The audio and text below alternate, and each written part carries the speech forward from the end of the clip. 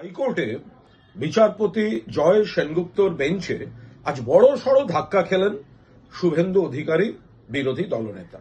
এর আগে জাস্টিস মান্থা যে রক্ষা কবচ দিয়েছিলেন, খুল্লা রক্ষা কবচ, কিছুই করা যাবে না, তো সেটা থামিয়ে দিয়েছেন জয় সেনগুপ্ত। তিনি বলেছেন এভাবে একটা দীর্ঘকালীন তার কোনো শেষ নেই, এই রক্ষা কবচ এভাবে হতে পারে না, এটার শেষ হওয়া প্রয়োজন। তো ফলে জয় সেনগুপ্ত যে রায় দিয়েছেন তাতে শুভেন্দু অধিকারীর রক্ষা কবচ খারিজ হয়েছে, রক্ষা কবচ সরে গেছে।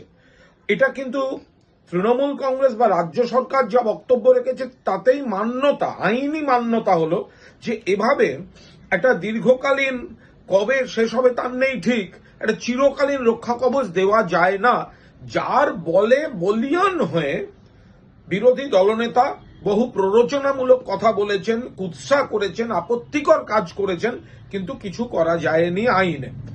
এর সঙ্গে সঙ্গে আজকে হাইকোর্ট 15টি মামলা খারিজ করেছে, কিন্তু বাকিগুলিতে স্পেশাল ইনভেস্টিগেটিং টিম তৈরি করে দিয়েছেন যারা বিষয়গুলি খতিয়ে দেখবেন।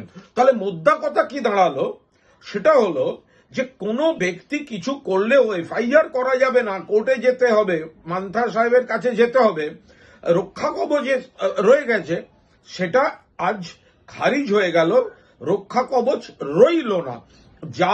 যে রক্ষা কবচটা তাকে প্ররোচনামূলক কাজ করার আরো বেশি করে আত্মবিশ্বাস দিচ্ছিল, আর বাকি এবার কিছু করলে আইনে যা ব্যবস্থা হওয়ার হবে, তারপরে কোর্ট কেস টু কেস যা দেখবেন আইনের পথে চলবে।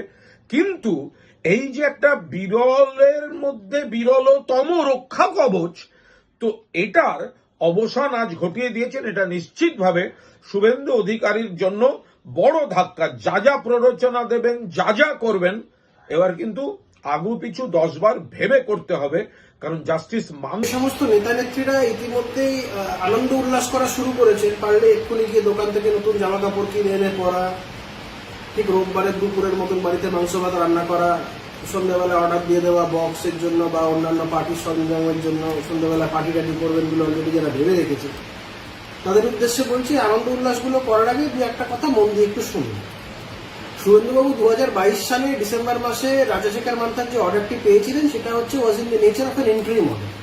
সেখানে কোর্ট বলেছিল যে সমস্ত 26টা এফআইআর শুভেন্দুবাবু যেটার বিরুদ্ধে হাইকোর্টে এসেছিলেন কোশ্চেন চেয়ে, সেগুলোর উপরে সবকটা স্টে দিয়েছিল হাইকোর্ট। আর ইন্টারিম প্রোটেকশন হিসেবে বলেছিল যে শুভেন্দুবাবুর বিরুদ্ধে কোনো এফআইআর করতে গেলে without the prior permission of the court আর without the leave of the court সেটা করা যাবে না, মানে কোর্টের অনুমতি ছাড়া শুভেন্দুবাবুর বিরুদ্ধে এফআইআর করা যাবে না।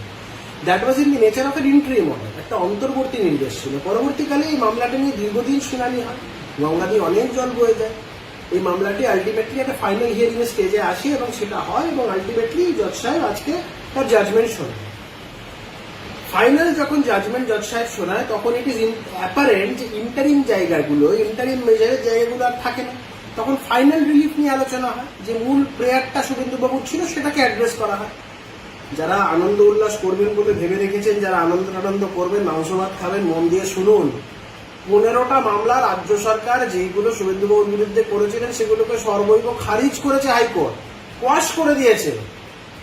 বাদবাকি 4-5খানা এফআইআর সেগুলো ইনভেস্টিগেশনের ক্ষেত্রেও রাজ্য সরকারের উপর আস্থা রাখেনি হাইকোর্ট।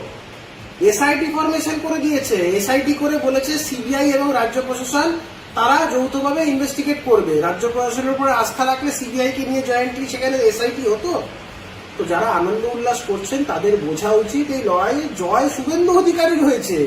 তারা কি আদৌ শুভেন্দু অধিকারীর এই বিজয়ের জন্য তারা আনন্দ উল্লাস করছেন? করলে করুন, কোনো বাধা নেই। বলুন, তাহলে আমি এক প্যাকেট মিষ্টি আপনাদের পাঠিয়ে দিচ্ছি। ভালো থাকবেন, নমস্কার।